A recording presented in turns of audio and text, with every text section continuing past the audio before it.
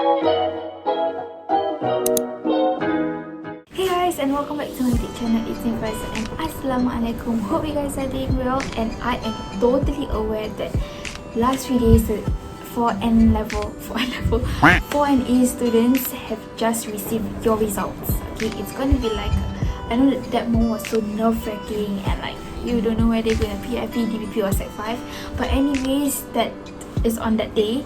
Now is for you guys to actually decide on which pathway is best for you guys. So since I received a couple of DMs, I also posted a story asking you guys what are some concerns that you guys might have. I decided to do this video to give you guys a better guidance and, you know, being like a tour guide for you guys.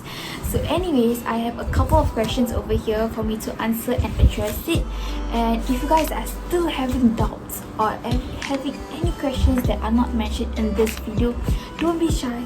Just comment down below, or you're so shy to comment down, you guys are scared that your identity might be exposed, just DM me at my Instagram account here, give you a follow as well at Farzana Zakariah, and yeah, I will be willing to answer all your questions. Okay, so without further ado, I have around 6 or more questions to answer. So let's get going, and before that, don't forget to hit the subscribe button, give this video a huge thumbs up and share this video with your friends. Okay, so let's go guys, let's go. I'll be splitting this video into 3 segments. So firstly, answering the questions about DPP, PFP and lastly about Sec 5. So the first question I get is, should I go for the course that I like in Nitec or the course I dislike in DPP?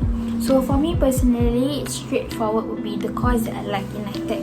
Why? If you like a specific course, you're more self-driven, self-motivated to do really well in life. Doesn't matter if the train takes you a decade for you to reach university, but it's okay because you're motivated. You know that this is the goal that I want. This is something that I like. So no matter how drained you are, you will continue to strive until you reach your end goal.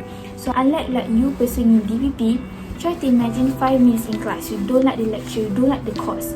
5 minutes into the class, you guys are sleeping already, you guys are slacking behind, just playing your phone, is not interested, and that will be the cause of you failing the module itself, failing DPP, and that will actually brings you even more trouble. The trouble gets even worse. So personally, I feel that even though Nitec seems a little bit low profile, so bad in the community's eyes, for me, as long as you're passionate, as long as you like that course, just brush off what people say, okay?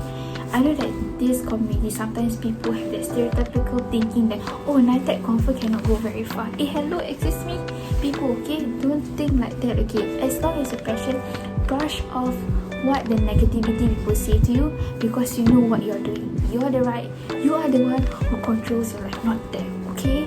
And one more thing, just to let you guys know, even though some people think that after Nitec you have to go high Nitec for you to go to poly, but actually there's a shorter route.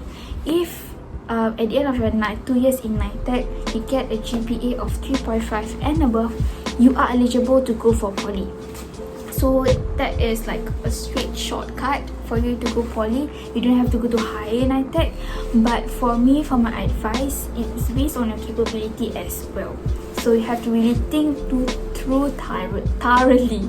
Okay, for the second question is, I want to get into mass communication, but I'm not confident in qualifying PFP or Sec 5. So this question is being asked by a Sec 3 student. So I'm aware that DPP offers very limited course and there's no such course as mass communication, sadly. But there is actually courses such as event management that gets you into mass communication in Polytechnic. So why? How? Okay, I'll be like confused. Okay, so I actually found a website by IT itself that shares to you that even though you qualify in event management, for example, even though you qualify in event management in DPP, doesn't mean that in poly you have to follow the same thing, like take course in event management in poly. You guys can actually take courses that is related to event management. For example, mass communication, early childhood, business management. So these things this DPP course are actually indirectly linked to your poly course in the future. So you have to look through the list of DPP choices, and at the same time, what are the courses in poly that is eligible for you to take after you graduate from DPP itself. So I will share the website at the comments down below and the description down below for you guys to look at it and like analyze it more. Okay, so for the third question, which is the last question about DPP, is how to convince my parents that IT is okay. I'm expecting this question. It's a very tough question. A lot of people will be asking, how do I convince my parents that IT is okay? My parents say that IT is then my mother say that IT is okay, that's all those community stereotypes that is not like demolished or like bye-bye, you know, it's still there. So how to convince our parents firstly is to tell them that I'll promise to mix well with those people who influence me to do good, who influence me to study hard, to excel well in my course. Okay, so give them assurance that you will be okay. Okay, because if you mix the wrong person, then that will be the problem. Okay, find people who influence you to do good, find people who influence you to excel in your studies and excel in your course. So these are the two things that you have to find in friends. Okay, I actually laid down like what are the studies, what are the schedules that they gave me, how is the environment like, how has ITE improved these years in terms of their study, in terms of their curriculum. So that is also a way that you guys can actually approach them. Okay, so that's the end for DPP. So the next segment is PFP. So the second segment, which is about PFP, so the first question is, does any of my friends who scored around 9 to 12 points secure a place in PFP?